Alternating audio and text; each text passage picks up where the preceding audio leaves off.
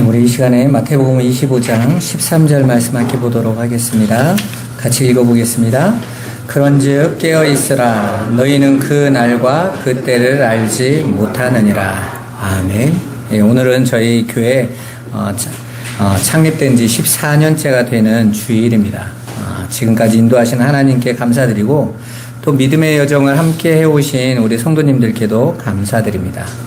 제가 한 주간 동안 우리 교회가 지나온 길을 이렇게 돌아보면서 우리 교회가 과연 하나님의 뜻과 계획대로 잘 왔는지를 한번 기도하면서 고민해 봤어요. 그렇게 열심히 고민하는데 하나님이 그러더라고요. 그건 네가 판단할 게 아니야. 그저 하나님께서 우리를 이렇게 인도하셨구나. 여기까지 오게 하셨구나. 그거 하나 알게 되더라고요. 왜 그렇게 하셨는지까지는 다 몰라도 그분의 뜻이 지나와 보니까 그래서 우리가 이렇게 세워져 가는 거구나. 우리가 지난 시간에 열처녀 비유에서 살펴보았듯이 성도는 모두 다 신랑을 기다리는 신부들입니다. 이미 신부는 신랑의 것이에요. 그래서 성도는 모두 하나님께 속한 자들인 거죠. 따라서 성도의 삶은 하나님의 뜻에 순종하는 삶이어만 되는 거예요. 제가 일부 예배를 마치고 안에서 잠깐 묵상을 하는데 하나님께서 갑자기 미운 오리 새끼가 떠오르게 하시더라고요. 안데르센 동화잖아요. 거기서 미운 오리 새끼가 오리들 품속에서 자라요. 그러니까 오리들이 볼 때는 이 미운 오리가 너무 자기들하고 안 어울리는 거예요. 너무 뒤뚱거리고 이상하게 생겼고 또 자기들과 발걸음도 못 맞추고 그래서 답답하고 그래서 미운 이 아기 오리가 결국은 오리들 세상에서 쫓겨납니다. 그래서 방황을 하죠. 내 부모가 어디 있지? 난 어디로 가야 되지?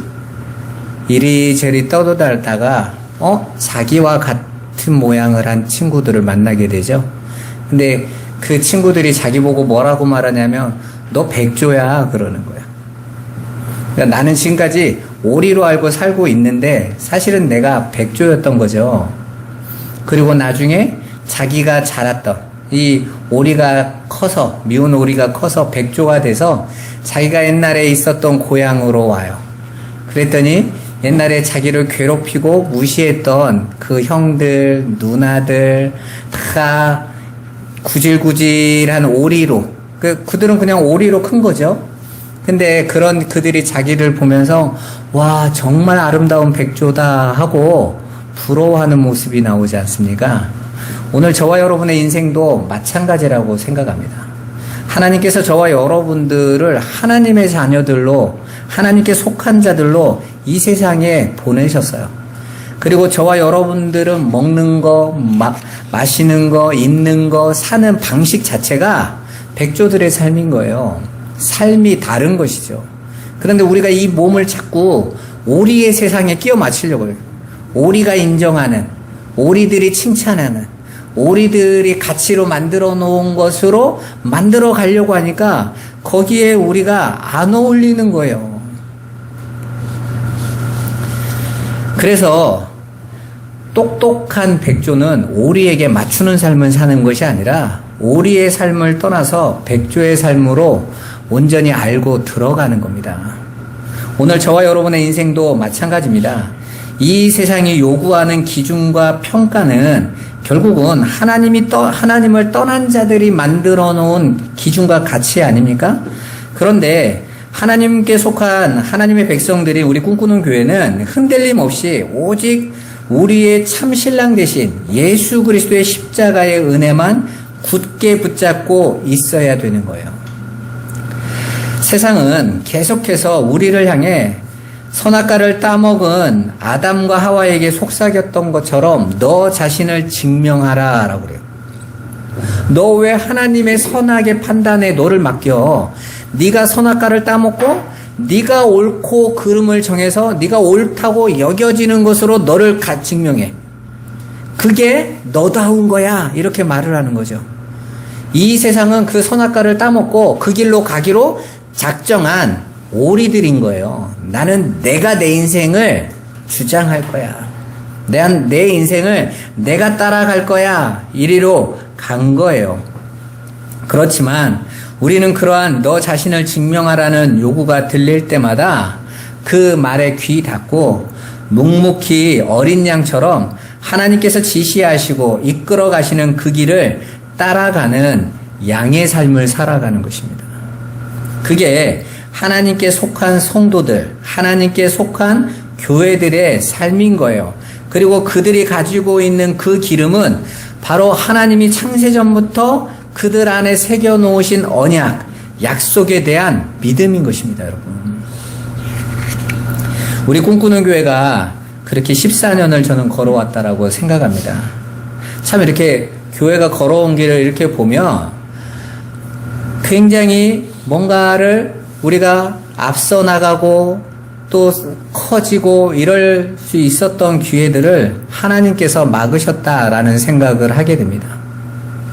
그저 사람의 수나 늘리고 남들이 알아주는 규모가 커진다고 해서 그것이 하나님의 영광이 아니었던 것이죠. 예수님처럼 교회는 마땅히 자기 부인과 자기 십자가를 지고 걸어가셨던 예수의 길을 따라가는 거예요. 그리고 그 길을 가기 위해서 기도하면서 우리는 왔습니다. 그때마다 우리 성도님들이 답답해하지 않고 또 불평하거나 또 비판하거나 또 판단하지도 않고 묵묵히 말씀에 귀 기울이고 배우면서 와주셨기에 이렇게 올 수 있었습니다. 물론 비판하고 판단했던 분들은 나가셨죠. 목사 잘못 만나서 망했다는 분들이 있으셨고 말씀이 잘못돼서 그렇다는 분들도 있었고, 그렇지만 저는 하나님께서 주신 말씀을 따라 가려고 힘썼다고 생각해요. 어제 저희 노회에 그 목사님 아드님이 결혼을 했거든요. 그래서 가서 축하를 해주러 가서 여러 노회 목사님들이 같이 식사를 하면서 이야기를 했어요. 근데 우리 이제 나이 드신 목사님 한 분이 이런 얘기 하시더라고요. 지금 한국교회가 가지고 있는 그 강단에서 나오는 설교가 두 가지가 있는데, 첫 번째는 하나님 말씀을 읽고 목회자가 자기가 생각하는 말을 한다. 자기가 하고 싶어 하는 말. 그러니까 말씀은 그냥 그 내가 하고 싶은 말을 하기 위한 수단에 불과한 거예요.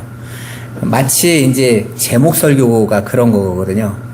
그 제목을 내가 정하고 거기에 있는 구절을 가지고 와서 내 얘기를 하는 거예요. 그리고 또 하나는 하나님의 말씀을 강해하는, 풀어서 가르치는 것. 목사님 그러시더라고. 어떤 게 진짜 설교인 것 같냐 그렇게 물어보셨어요. 그랬더니 모든 목사님들이 이구동성으로 하나님의 말씀을 풀어서 가르치는 게 목회자 할 일이지, 그리고 그게 설교지 이야기를 하신 거예요. 그랬더니 이 목사님은 그러시더라고요. 그런데 들어보면 그런 이야기가 거의 없는 것 같아. 그런데 사람들은 그런 하나님의 말씀을 풀어서 가르쳐주는 설교보다 내가 듣고 싶어하는 설교를 듣는 것 같아.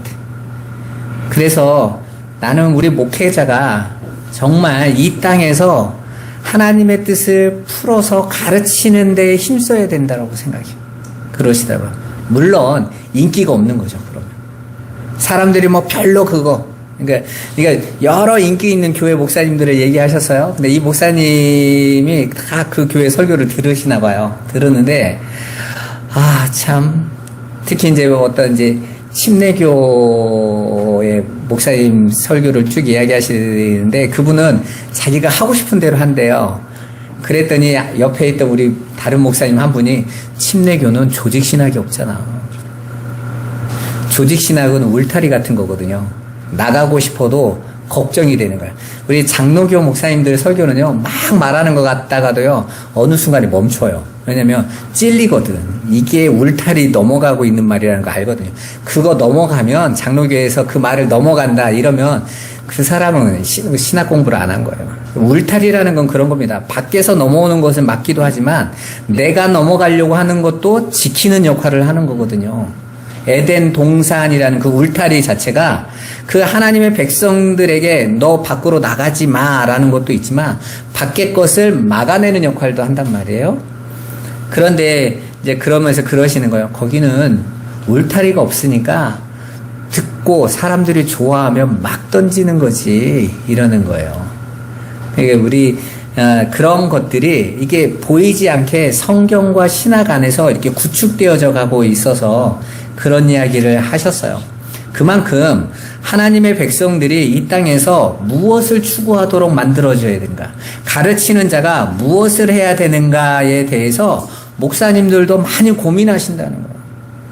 근데 그렇게 가르치고 풀고 말해주고 싶은데 그러면 성도들이 별로 그 말에 귀 기울이지 않는 거죠. 디모데서에 보면 바울이 그러잖아요. 말세가 오면 사람들이 귀가 가려서 자기가 듣고 싶은 말만 듣는다 그러잖아요. 그렇지만 너는 때를 얻든지 못 얻든지 항상 이 말을 전하라. 이 복음만 전해라 그래요. 듣든지 아니 듣든지. 그건 우리가 할 바가 아니라는 거예요. 가르치는 자는 복음을 전하는 거고 듣게 하시는 분은 하나님의 당신의 백성들에게 듣게 하신다는 거예요. 그런 면에서 제가 그 말씀을 들으면서 난 참 복받은 목사다. 우리 성도들이 그 어려운데 힘들어요 하면서도 이 말씀을 따라서 우리가 함께 왔다라는 게 얼마나 감사하냐. 제가 다른 교회 가가지고 설교할 때 좀 버벅대는 경향이 있거든요. 왜냐면 이걸 어디서부터 말을 해야지? 라는 생각이. 그리고 제가 여러분과 말씀을 처음부터 쭉 온 게 벌써 10수년을 왔다 보니까 내가 다시 처음부터 어떻게 해야 될지보다는 여러분과 늘 하던 말이 익숙해져 있어서 그 말을 전하는 게 참 힘들 때가 있어요. 그러니까 다시 어떻게 말을 해야 되나 할 만큼. 그러다 보면 우리 성도들이 함께 발맞추어서 듣고 또 아멘하고 이 자리까지 왔구나. 이 자리까지 참 감사하다 이런 생각을 참 많이 합니다. 여러분, 우리는 그러한 과정 속에서 겪었던 수많은 일들이 마치 이스라엘 백성들이 광야에서 겪었던 일들처럼 다 지나가시는 것들이었다는 것을 알게 됐어요. 이 또한 지나가리라 라고 솔로몬 왕이 고백했다던 그 말이 마치 우리 교회의 14년의 역사라고 저는 생각합니다. 큰 일이 터지고 또 갈등이 오고 이러면 교회가 무너지지 않을까 하는데 하나님은 그렇게 하지 않으시더라고요. 하나님은 그걸 통해서 하나님의 일을 이루시는 거였어요. 그게 교회인 것입니다. 하나님께 모든 주권이 있다라는 걸 저와 여러분들이 인정하고 가는 거죠. 여러분, 신명기에서 모세가 이스라엘 백성들을 광야를 지나가게 하신 하나님의 뜻에 대해 이렇게 말씀합니다. 우리 신명기 8장 2절 3절 한번 보도록 하겠습니다. 내 하나님 여호와께서 이 40년 동안에 내게 광야의 길을 걷게 하신 것을 기억하라. 이는 너를 낮추시며 너를 시험하사 내 마음이 어떠한지 그 명령을 지키는지 지키지 않는지 알려 하심이라. 너를 낮추시며 너를 줄이게 하시며 또 너도 알지 못하며 내 조상들도 알지 못하던 만나를 내게 먹이신 것은 사람이 떡으로만 사는 것이 아니요 여호와의 입에서 나오는 모든 말씀으로 사는 줄을 내가 알게 하려 하심이니라. 아멘. 이 신명기의 이 말씀은 이스라엘 백성이 광야에 38년을 지나서 이제 가데스 바네아 앞에 왔을 때 하나님이 하신 말씀이죠. 이스라엘 백성이 그 광야의 길을 자신들이 잘하고 못하고에 따라서 좋은 곳으로 가고 잘못하면 혼나는 곳으로 간 것이 아니라 그 길을 누가 이끌어 오셨다라는 거예요? 하나님께서 이끌어 오셨다. 그들이 잘하고 못하고가 기준이 아니라 하나님께서 당신의 뜻을 가르치기 위하여 그 길을 인도하셨다라는 거예요. 여러분의 인생은 어떨 것 같으세요? 여러분의 인생도 여러분이 잘하면 잘된 일이 생기고 여러분이 하나님 앞에 기도 많이 안 하고 잘 못하면 혼나는 일이 벌어지는 것 같으세요? 그렇게 인도하시는 분이 하나님이 아니시란 말입니다. 하나님은 여러분과 관계없이 당신을 드러내시고 당신의 뜻을 여러분들에게 가르치시도록 인도하시는 분이라는 거예요. 그런데 그 길을 어떻게 인도하십니까? 너를 낮추시며 이렇게 말을 해요. 여기서 낮추다라는 이 단어가 겸손이라는 단어와 같은 뜻이에요. 그러니까 너를 낮췄다라는 것은 무슨 의미죠? 너를 겸손케 했다라는 거죠. 겸손케 했다라는 이 단어의 뜻의 뜻이 원래의 자리에 서게 한다라는 뜻이랬죠. 원래의 자리로 돌아가게 한다. 선악과를 따먹고 우리가 있었던 원래의 자리, 피조물의 자리, 하나님만이 하나님이시고 우리는 그 하나님의 백성으로 하나님의 뜻에 순종해야 되는 자로 서 있어야 될 그 자리, 선악과 먹기 이전에 그 자리, 순종해야 될 그 자리에 있어야 되는데 저들이 마귀의 말 듣고 선악과를 따먹고 하나님을 떠났잖아요. 그렇게 자기의 있어야 될 자리를 벗어난 것을 히브리스, 교만이라고 한다고 그랬죠. 그 교만에서 자기의 자리를 다 이탈한 자들을 하나님께서 그 광야를 지나오게 하시면서 낮추셔서 겸손케 하셔서 다시 원래의 자리로 돌아가게 하시는 거예요. 그렇게 하셔서 그 마음이 어떠한지 이제는 하나님의 명령, 하나님의 말씀을 지키는 자로 세우는 것, 이게 광야로 인도하시는 하나님의 뜻인 거죠. 그래서 그 속에서 우리 성도들이 뭘 배웁니까? 사람이 떡으로 사는 것이 아니요 여호와 입에서 나오는 모든 말씀으로 사는 것을 우리에게 가르치시기 위함이다. 분명하게 이렇게 말씀해 주고 계세요. 그러니까 하나님께 속한 자들은 눈에 보이는 세상의 떡, 눈에 보이는 그 세상의 떡이 힘이 되어서 그것이 있어야 우리가 행복할 것 같고 그게 있어야 우리가 가치 있는 삶을 살 것 같고 그게 있어야 내가 괜찮은 삶을 살았다라고 세상은 평가해 줄지 모르지만 그거 오리의 삶에 불과한 거거든요. 그 삶 잘 살아야 오리인 거예요. 그런데 하나님은 저와 여러분들을 처음부터 창세 전부터 백조처럼 양으로 하나님의 백성으로 삼으시고 이 역사에 보내신 것입니다. 따라서 우리는 이 역사 속에서 세상이 추구하는 떡으로 사는 자들이 아니라 하나님의 말씀, 입에서 나오는 그 말씀을 듣고 알고 깨닫고 그걸 따라서 그 은혜 안에서 살아가는 양식이 다른 거예요. 양식이. 행복의 조건이 다르단 말입니다. 성도는 그렇게 세상의 명예나 인기나 권력이나 학벌이나 그런 성공 배경이 우리를 지켜주는 것이 아니라 하나님의 말씀, 곧 하나님의 창세전 언약 속에 우리에게 향하셨던 그 기쁘신 뜻, 예수 그리스도 안에서 우리를 구원하시겠다는 그 뜻을 믿음으로 붙잡고 가는 자들, 그걸로 살아가는 자들, 그것으로 평안을 누리는 자들, 그들이 교회인 거예요. 그래서 복음은 하나님께 속한 자들에게만 기쁜 소식입니다. 하나님께 속하지 않은 자들에게 복음은요, 기쁜 소식이 아니에요. 아무것도 아닙니다. 오히려 그 십자가의 복음은 어리석고 미련합니다. 이 세상은 힘의 논리 속에 있어요. 그래서 이 세상의 복음은요, 누구보다도 힘을 얻는다. 누구보다도 많이 가진다. 누구보다도 더 높아진다. 그렇게 만들어주겠다가 복음이에요. 이 세상은. 그래서 그거 준다고 하면 귀신에게도 절하고 또 저 절에 가서도 빌 수 있고 다 할 수 있잖아요. 여러분 봐보세요. 정치인들은 절에 가서도 합장하고 교회 가서도 기도하고 무당집에 가서도 굿할 수 있습니다. 왜요? 그들은 세상의 힘을 얻기 위하여 누구든지 다 표만 준다고 하면 쫓아갈 수 있는 자들이잖아요. 저는 근데 왜 예수 믿는 사람들이 그 일을 하고 있는지 모르겠어요. 나는 믿는 분들이 절에 앉아가지고 어찌할 바를 모르고 합장하는 거 보면 되게 우스워요. 정말 믿음이 있는 분들이라면 힘들 건데 저거.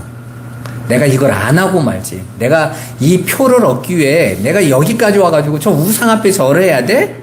이래야 될 것 같거든요. 근데 아무렇지도 않게 하고 있는 거 보면 아, 저 사람들은 하나님도 저렇게 생각하고 있구나. 그런 생각이 들어요.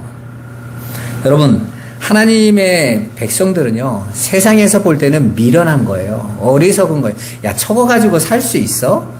어떻게 저런 방식으로 살아가? 어떻게 자기가 부인되고 십자가로 끌려가는 삶을 오히려 아멘하며 갈 수 있지? 바보들 아니야? 이렇게 보이지 않겠습니까? 그런데 하나님의 백성들에게만 그 아버지의 뜻이 보이기 때문에 그 언약이 우리를 붙들고 가기 때문에 우리가 그 길로 따라가는 것이 순종의 길이 만들어질 수 있는 것입니다. 어떤 지식인이 그래서 기독교 신앙을 가지고 있는 사람들을 통해서 아니 아직까지도 지금 시대에도 하나님을 찾는 사람들이 있는데 너무나 미련하다. 고대 시대에 무식하고 과학으로 증명되지 않아서 그냥 그 번개 보고 무서워서 믿던 그런 신앙을 쫓아가냐는 거예요. 천만에요. 우리는 그 번개까지도 붙잡고 계시는 하나님을 믿는 거예요. 그들 눈에는 복음은 보이지 않는 거예요. 그들 눈에는 그 희미한 그 복음, 그 들리지 않는 예수 그리스도의 십자가, 가려져 있는 어떤 한 사람의 십자가에 그냥 죽었던 그 죽음에 대한 이야기는 그냥 이 세상에서 볼 때는 어리석고 나약한 자들의 맹목적인 미신일 뿐인 거예요. 열전의 비유에서 분명하게 나왔듯이 이 세상에서는 신랑이 온다는 것이 잊혀졌어요. 관심도 없습니다. 왜냐하면 더디 오기 때문에 그래요. 더디 오다. 여러분 원래 예수님이 오시고 나서 가장 주님이 오신다라는 신앙으로 굉장히 뜨거웠을 때가 초대교회였어요. 곧 오신다. 곧 오신다. 그래서 바울도 내가 땅끝까지 이 복음 전할 거야 라고 했을 때 그 땅끝이 로마를 지나서 스페인까지인 줄 알았다니까요. 그게 땅끝, 그 당시에 로마가 점령하고 있었던 그 끝, 거기까지라고 생각했다고요. 그러니까 초대교회는 곧 임박한 종말론을 가지고 있었어요. 데살로니가 교회처럼. 그래서 심지어는 야 금방 올 건데 뭐 일을 해, 그런 사람들이 늘어나서 바울이 데살로니가 교회에 이야기하잖아요. 일 안 하는 놈은 먹지도 마라. 그럼 빨리 죽어버리지 그랬잖아요. 주님은 도적같이 오실 것인데 그때까지 우리는 열심히 일상을 살면서 하나님을 배워가야지. 여러분 저와 여러분들에게 하나님 주신 그 일상은 하나님 주신 선물이에요. 그 일상을 통해서 우리는 하나님을 알 수 있는 것입니다. 그 수고하고 어려운 삶을 통해서 하나님의 하나님 되심을 깨달을 수 있는 거예요. 우리의 나약함을 폭로당하는 겁니다. 그리고 우리 자신이 예수 그리스도의 은혜 아니면 정말 안 되는 존재구나라는 것을 확인하는 거예요. 여러분, 여러분이 매일같이 교회만 있으면 훨씬 더 천국을 누릴 것 같지 않습니까? 그런데 그렇지 않아요. 여러분, 이 교회 안에만 있으면, 그리고 밖으로 안 나가고 우리끼리만 있으면 늘 형제님, 또 자매님 이러면서 있으면 마치 천국을 준비하고 있을 것 같죠? 천국은 그렇게 준비하는 게 아니에요. 천국은 내가 가지고 있는, 내 속에 있는 잘못된 것, 감추고 싶은 것을 포장해서 가는 곳이 아닙니다. 천국은 오히려 나의 약함과 악함과 연약함이 드러나고 폭로되어져서 그 속에 값없이 부어지시는 하나님의 은혜와 사랑을 깨닫고 알고 가는 거예요. 그런데 그것이 잘 드러나는, 나의 약함이 가장 잘 드러나는 곳이 어디입니까? 우리의 일상이잖아요, 여러분. 여러분 일하는 장소에 가보세요. 교회를 떠나서 여러분 교회에서는 여러분들이 얌전한 척하고 기도하는 척하지만 여러분도 모르게 일상에 가가지고 시장에 가가지고 시장 아줌마하고 있다 보면 화나면 욕도 나오고, 안 깎아주면 짜증도 내고, 바가지 씌웠다 하면 성질도 나고, 여러분 본색이 다 드러나잖아요. 여러분 직장 속에서 함께 일하는 사람들하고 있으면 여러분도 모르게 여러분의 원래 있었던 모습들이 드러나잖아요. 여러분 이런 말 한 번은 안 들어봤으면 정말 하나님 백성 아니에요. 야 너는 예수 안 믿는 사람 같아, 이 정도 소리는 한 번씩 들어봐야 되지 않겠어요? 내가 있는 내 본 모습이 한 번씩 폭로돼야 되잖아요, 사람들이. 우리는 그런 말을 안 들으려고 믿는다라는 소리로 들어야 훌륭한 신앙인 줄 압니다. 아니요. 하나님은 그거 안 따지신다니까. 오히려 내가 얼마나 악한 자인지를 아는 거예요. 그래서 바울이 뭐라고 말합니까? 난 죄인 중에 괴수다. 폭로당하면서 오는 거예요. 자신을 아는 거예요. 다윗이 자기가 하나님 앞에 최고의 충성된 종이라고 여기고 있을 때 밧세바 사건으로 다윗을 하나님이 폭로시키시는 거예요. 나는 죄밖에 없는 존재였구나. 악한 자였구나. 하나님이 값없이 내게 은혜를 베푸신 거였구나. 나 그 은혜 아니면 큰일 나는 거구나. 이거 붙잡고 가는 거예요, 여러분. 그게 여러분의 일상이란 말입니다. 그래서 성도는 그 일상에서 그 삶을 통해서 순교의 삶을 사는 거예요. 내 옛사람이 폭로되어질 때마다 그게 죽는 거예요. 내가 날마다 죽는다. 바로 그 이야기인 것입니다. 죄의 자리에서. 그렇게 주님이 더디 오시면서 우리를 폭로시키는 거예요. 우리의 악함을. 그래서 세상에 보이는 징조들도 그날과 그때를 측정할 수 없는 것입니다. 눈치채고 몇 월 며칠 날 온다고 하고 준비할 수 없도록 하셨단 말입니다.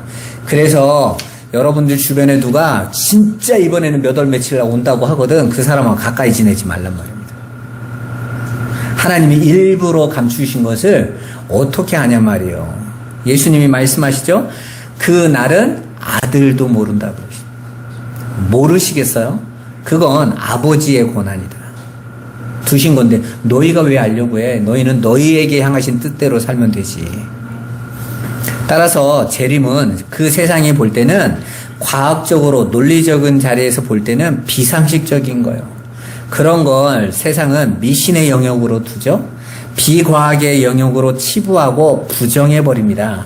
그러나 하나님은 이 세상을 말씀으로 움직이세요.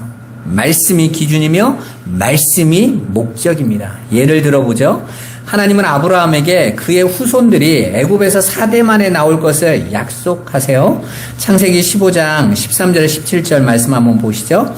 여호와께서 아브라함에게 이르시되 너는 반드시 알라. 내 자손이 이방에서 객이 되어 그들을 섬기겠고 그들은 400년 동안 내 자손을 괴롭히리니 그들이 섬기는 나라를 내가 징벌할지며 그 후에 내 자손이 큰 재물을 이끌고 나오리라.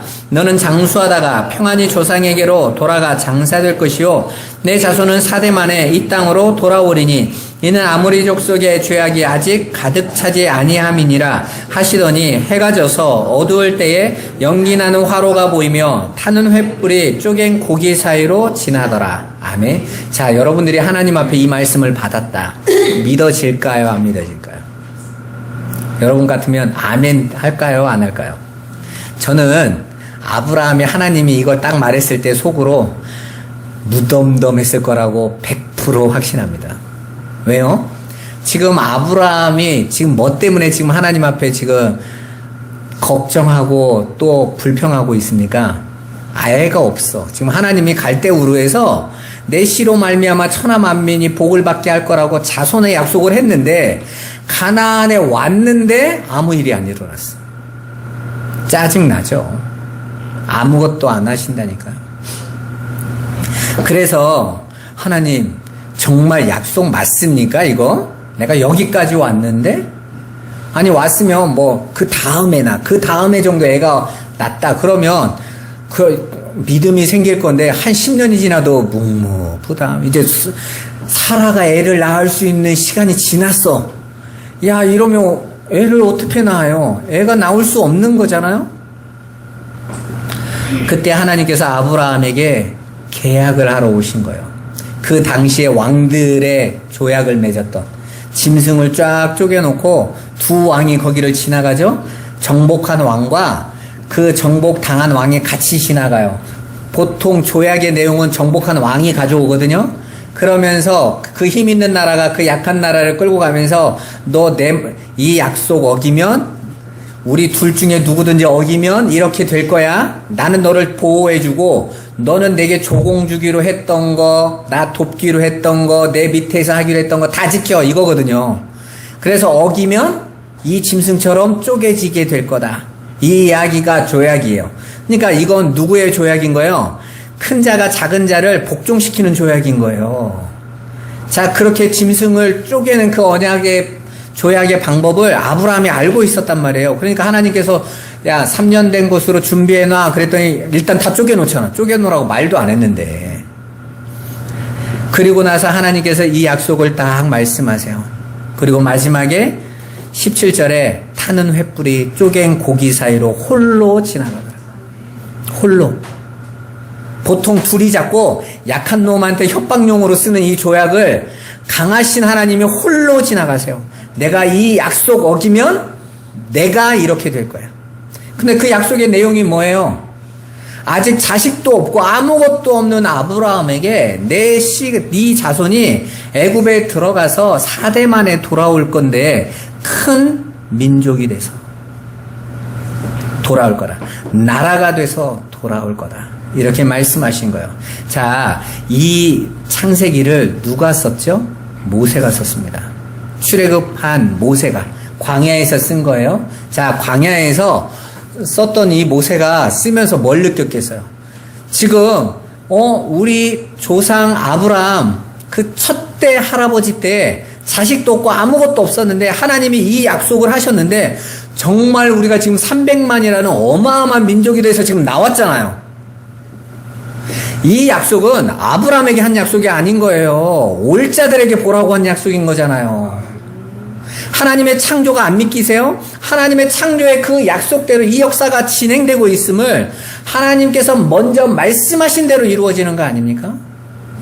그 일을 이루시기 위하여 하나님께서 저 작은 이스라엘이라는 한 부부에게서부터 출발한 그 민족을 일으키셔서 온 역사 속에 확인시켜 주시는 거예요. 내가 하나님이다. 내가 말씀대로 이 역사를 움직이고 있다. 저 티끌 같은, 점과 같은 한 인물을 통해서 한 민족을 일으키는 것처럼 내가 이렇게 점처럼, 티끌처럼 보이지 않는 내 백성들을 이 민족으로 하나님 나라로 만들어 올 것이다 라고 하나님 백성들에게 말씀하고 계시는 거예요. 그 말씀대로 정확히 이루어지죠. 지금 우리가 저 중동에 있는 이스라엘을 직접 보고 있지 않습니까? 이뿐만이 아닙니다. 포로로 끌려간 다니엘을 통해서도 이미 바벨론으로부터 시작한 내 나라와 내 시대의 예언을 보여주셨고 역사는 그대로 펼쳐지고 성취됐습니다. 그리고 그 다니엘에게 말세와 하나님 나라의 도래를 정확하게 예언해 주셨습니다. 이제 그 남은 역사의 때가 다 찬 거예요.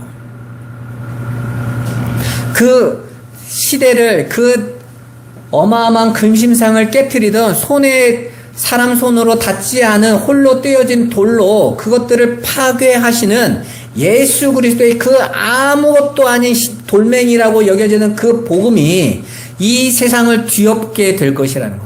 그렇다고 모두가 예수 믿는다는 뜻은 아닙니다. 이 세상으로 하여금 그 세상이 가지고 있는 힘의 논리가 거짓이다라는 걸 드러내시겠다라는 것이죠. 많은 분들이 그렇게 작은 돌이 그 금신상 그 나라들을 무너뜨리는 것을 마치 교회가 세상에 편만하게 퍼져서 교회가 승승장구하게 될 걸로 해석을 하는데 아니에요, 여러분. 세상의 죄악을 폭로하는 것입니다. 그들이 가지고 있는 것들이 무가치하다라는 걸 보여주는 거예요. 그렇게 이 역사는 힘을 가진 것들마다 무너지는 역사예요. 여러분 봐보세요. 강한 힘을 가졌던 제국들이 일어나는데 그 제국이 세상을 계속 지배하는 것이 아니라 강한 것들이 먼저 무너집니다. 내 시대 이야기가 그거거든요. 저 강한 나라가 영원할 것 같은데 또 다른 나라에서 무너지고 그런데 그렇게 나라들이 무너지는데 여전히 안 무너지는 게 있는데 그게 바로 십자가의 복음인 거예요. 예수 그리스도십니다. 18세기에 볼테르라는 철학자가 18세기가 지나가기 전에 성경은 쓰레기통에 들어갈 거라고 그랬어요. 왜요? 무가치하니까. 말도 안 되니까. 그런데 볼테르의 책은 쓰레기통에 들어갈지라도 성경은 안 들어간다니까요. 공산주의가 일어나서 이 역사 속에서 저 성경 없애버리겠다고 했는데 공산주의가 무너지지 복음이 무너지지 않는단 말입니다, 여러분. 이 세상의 힘의 논리를 봤을 때는 그 힘 있는 것들이 그 연약해 보이는 그 뜨인 돌인 그 복음을, 그 예수를 십자가에 못 박고 끝내고 축제를 벌일 것 같은데 정작 그 세상이 무너지지 복음은 안 무너진단 말이에요. 복음은 하나님의 능력이시기 때문에. 우리 꿈꾸는 교회는 그래서 그 세상의 능력을 구하지 않고 복음의 능력을 구하기로 한 거예요. 그게 전부이기 때문에 그렇습니다. 여러분 생각은 어떻습니까? 지금까지 하나님은 이스라엘이라는 작은 민족과 나라를 통해서 하나님의 말씀이 어떻게 성취되는가를 보여주셨어요. 그게 성경이죠. 구약입니다. 그러나 말세에 이 세상과 세상의 끝날이 어떻게 될지에 대해서 하나님께서는 신약 예수 그리스도를 통해서 확인시켜 주시고 이루시는 것입니다. 그게 성경 전체의 내용인 거예요. 그런데도 그 완전한 말씀이 절대 이루어지지 않을 거라고 이 세상의 힘의 논리를 계속 보여주고 확인시켜 주면서 그 복음이 틀렸다. 그것대로 안 된다라고 외치고 있는 거예요. 그들은 하나님을 대적하는 자들이요, 마귀에게 속한 자들입니다. 그들의 바람과 희망에 불과할 뿐이에요. 세상의 종말의 시간은 계속 달려가고 있단 말입니다. 종말은 역사보다 앞서요, 여러분.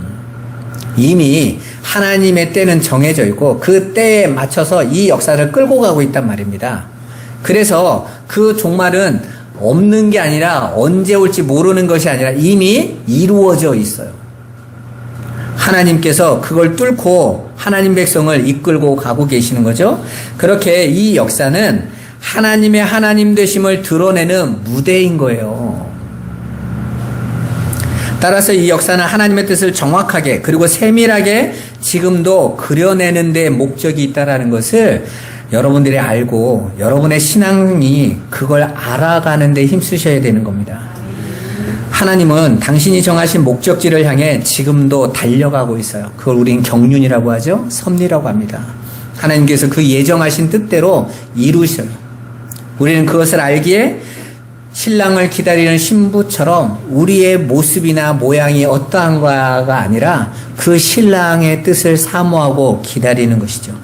예수 그리스도의 십자가로 말미암아 당신의 신부들을 거룩하고 흠없는 자로 구별하셔서 우리를 천국으로 데려가시는 것입니다.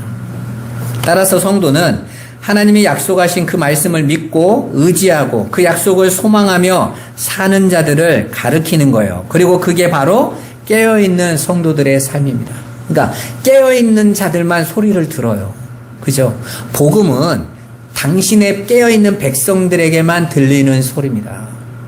엘리야가 이세벨을 피해서 도망가서 동굴에 있을 때 하나님께서 그 앞에 원망하는 엘리야에게 다가가시죠? 그리고 나서 보여주세요. 큰 바람이 그 어마어마한 바위도 집어던지는 엄청난 바람을, 그리고 번개와 뇌성으로도 세상이 보면 두려워 떨 수 있는 것들인 거죠. 그런데 거기에 하나님이 계시지 않고 그러죠. 그리고 나서 마지막에 어떤 소리가 들립니까? 세미한 소리가 들려요. 세미한 소리가. 너 왜 여기 있냐 그러죠. 엘리야는 계속해서 하나님에게 요구합니다. 하나님, 저 이세벨이 꼼짝 못할 수 있는 힘을 왜 나에게 안 주세요? 850대 1로 내가 이겼는데도 저 여자가 끔찍을 안 합니다. 오히려 죽이겠다고 더 악을 씁니다.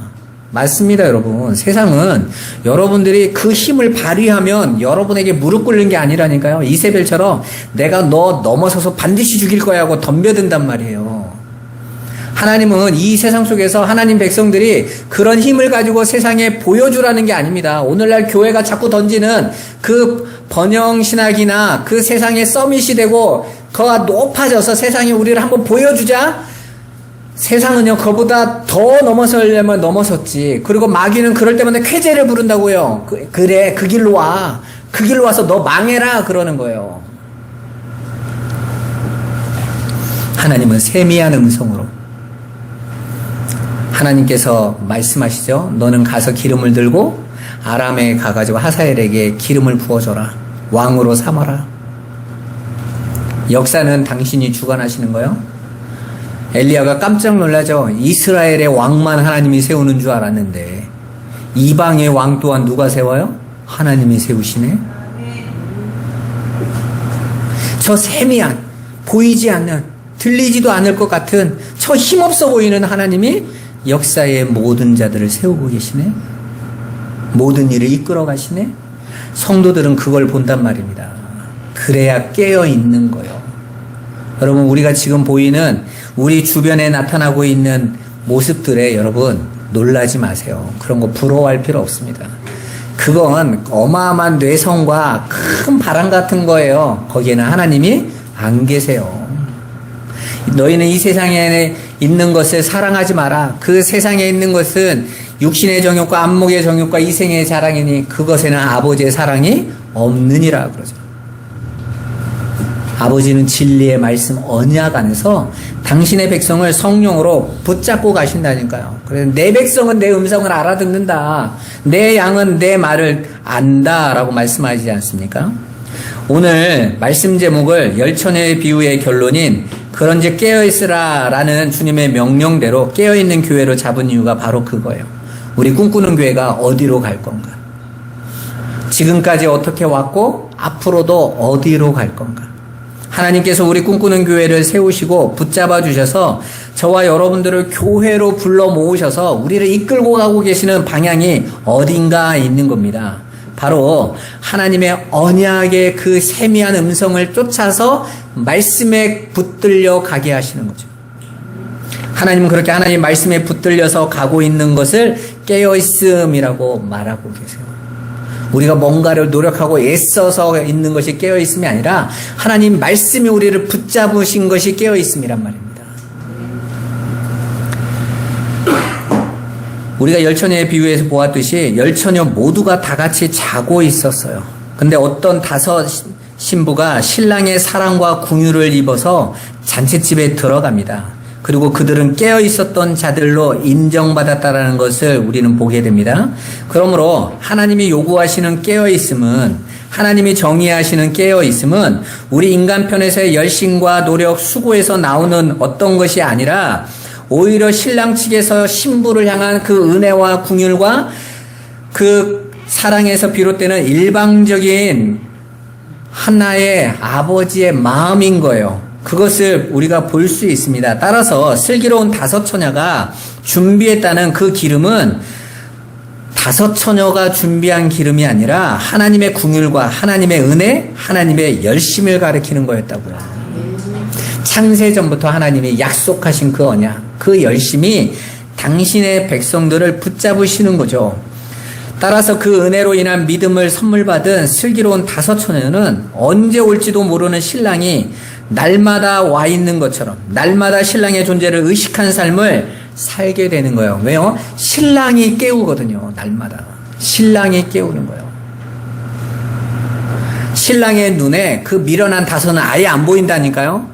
보이는 그 4 신부들을 향해서는 끊임없이 신랑이 그 세상 잠든 죽음의 것을 취해 있을 때마다 깨워내는 거예요. 술에 취해 있을 때마다 일으켜내는 거예요. 술 취하지 마라, 방탕한 삶을 살지 마라, 세월을 아껴라 하면서 깨워내는 거예요. 때로는 그 세상을 갈 수 있는 건강을 가지고 세상으로 가면요, 건강을 치기도 하시고 물질을 부수기도 하시고 때로는 우리가 사랑하고 쫓아가고 있던 자리에서 끌어내리기로 하셔서 깨어내시는 것입니다. 그렇게 신부들은 신랑에 의해서 날마다 괴롭힘 당하는 거예요. 일어나라고. 들들 볶이는 거죠. 그들도 세상 사람들처럼 졸 수도 있고 잠을 잘 수도 있습니다. 그러나 신랑은 반드시 그들을 깨우겠다라는 것입니다. 너는 나와 함께 잔치집으로 반드시 들어가야 돼. 그러니까 한 번만 깨운다라는 뜻이 아니에요. 여기에서 깨운다라는 건 성도의 삶은 날마다 성령에 의해서 하나님에 의해서 깨움당하는 삶이라는 것이죠. 나머지 미련한 5은요, 부지런히 자기 것 하면서 자기 만족을 추구하는 거예요. 깨어있다고 착각하면서. 반면에 신랑은 기름이 준비되지 않은 미련한 처녀들의 정체가 폭로되자마자 바로 당신의 나라 문을 닫고 잠가버리십니다. 기다리셨던 거죠. 그들이 가짜였다는 거. 그들의 가짜 기름이 떨어질 때까지 기다리고 있었던 거예요. 본색이 드러날 때까지 기다린 겁니다. 이 역사는 바로 그거예요, 여러분. 하나님은 이러한 역사의 경륜을 통해 당신이 얼마나 신부인 여러분의 교회를, 우리를 편애하고 있는지를 여러분들에게, 우리에게 가르쳐 주시려는 겁니다. 따라서 하나님의 편애 속에 붙들린 신부, 성도들은 신랑이 오지 않는 그 시간 속에서도 항상 깨어있는 삶을 살게 돼 있어요. 하나님이 여러분을 깨우시면서 깨어있다 그러신다니까요. 성령께서 그들을 붙들고 가는데 그게 깨어있는 겁니다. 우리가 교회가 지금 그렇게 왔습니다. 여러분의 삶을 한번 돌이켜봐 보세요. 여러분 때로는 교회가 답답해 보일지도 모르겠습니다. 그런데 교회는 답답하지 않습니다. 하나님은 답답하지 않으세요. 내가 답답한 거죠. 내가 원하는 목적이 있으니까 답답한 겁니다. 오히려 그게 깨져야 되는 거예요. 여러분, 오리의 삶을 쫓아가지 마시고 백조들, 양들의 삶이 어떤 것인지 알고 하나님의 손에 붙들려서 여러분의 믿음의 길을 잘 가시기를 주님의 이름으로 축원합니다. 결론을 말씀드리겠습니다. 우리 꿈꾸는 교회가 14년을 이렇게 달려왔습니다. 우리 교회가 계속 깨어있도록 저와 여러분의 언약을 계속 붙잡고 언약에 붙들려 갈 수 있도록 날마다 전심으로 기도하며 가시기를 주님의 이름으로 축원합니다. 기도하겠습니다. 살아계신 하나님 감사합니다. 아버지, 주님께서 말씀으로 성령으로 우리를 날마다 깨워주시기를 원합니다.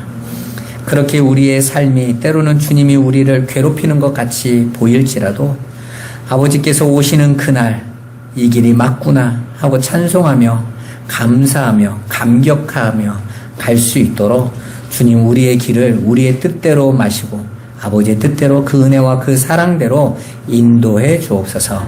예수 그리스도의 이름으로 기도드리옵나이다. 아멘.